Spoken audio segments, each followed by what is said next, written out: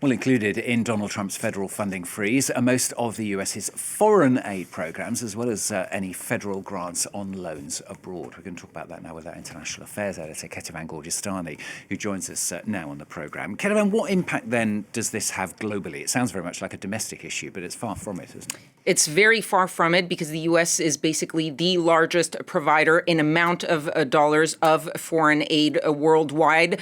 4 out of $10 of humanitarian aid worldwide comes from the United States. So if you were to freeze all of the loans, the grants, the foreign aid that the U.S. gives, that could significantly reduce that aid around the world. There have been some exemptions, though, that have been announced by the State Department.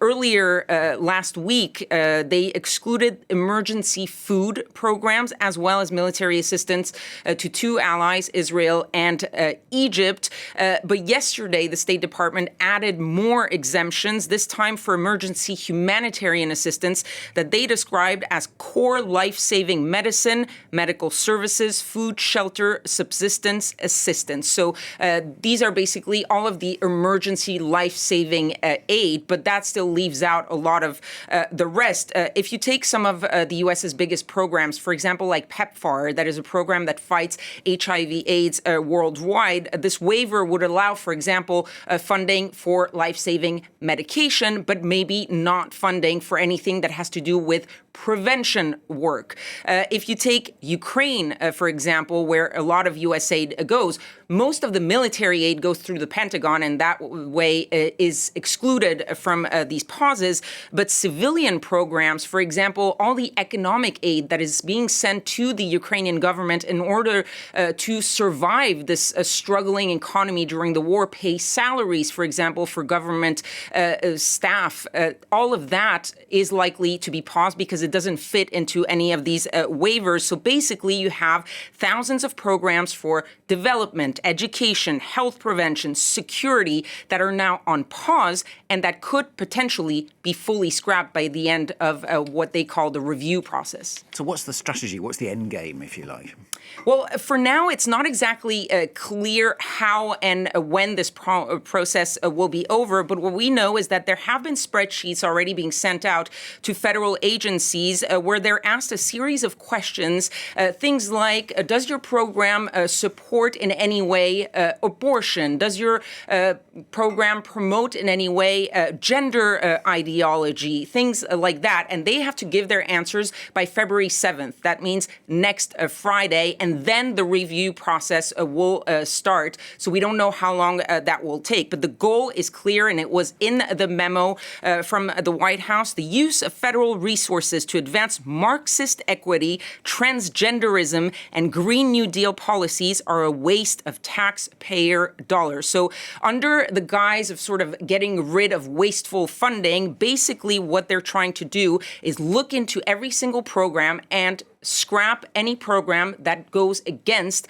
Donald Trump's stated policies. When it comes to foreign aid, for example, there's been a long time thinking within the Republican Party that all this money is better spent at home or saved completely and not spent. But besides the criticism, there's already sort of an impact of this sort of chaos, the waiting, what happens. There are already some layoffs. Some programs are shutting down because they think that they're going to be shut down. And already we have those legal challenges that we heard in the report. One judge has blocked it until Monday. There are about 20 states who have already sued the federal government. And the thinking there is the president does not have the power on his own to go against this money that has been appropriated by Congress, and that if it has to stop, it has to go through Congress. But in the meantime, of course, you have all these people and these recipients that are currently in limbo. And it's not just funding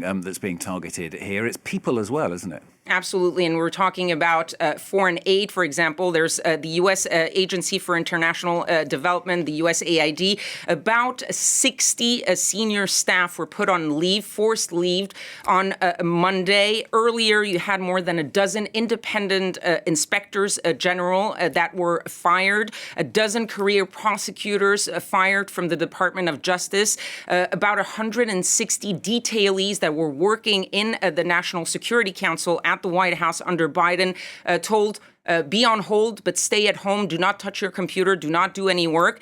And now you have this announcement, this email sent out to the federal workforce of buyouts for these federal workers, giving them the option to resign. They have to make a decision by the end of next week and leave with about 7 to 8 months pay.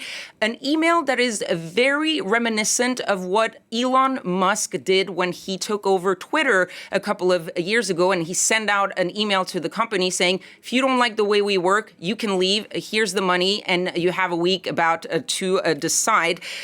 For a little bit of context, it is normal for political appointees in the federal government to sort of leave when there's a change of administration, especially if it's a different party's president that is coming in. What is not normal is going after firing or forcing a leave on career officials like they have done, for example, at the Department of Justice. These are not political appointees. These are career prosecutors that have, in part, worked under several different administrations.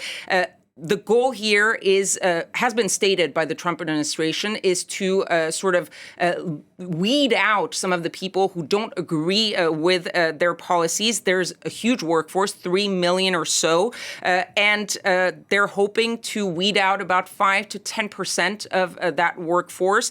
The Democrats are calling it simply a purge because they're going after people who don't think like them, even people who are career officials. And this is not the end of it, because some of these career officials, especially those who work in the Department of Justice, who are lawyers, who know the law, have already started turning to their own lawyers and possibly going to sue the Trump administration for wrongful termination, to say that basically he doesn't have the right to simply dismiss them because they, for example, have expressed support for the previous president. So it's just creating all of this, a sort of uneasiness, a chaos, a system where people don't really know if they're going to get funding, if they're going to keep their jobs.